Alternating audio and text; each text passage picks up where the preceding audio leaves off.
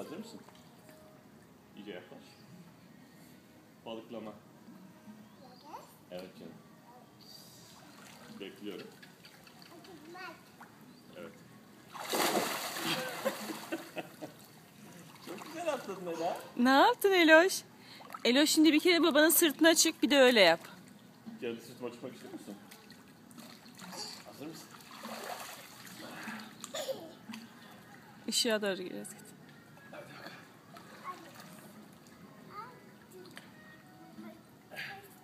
Bir, iki.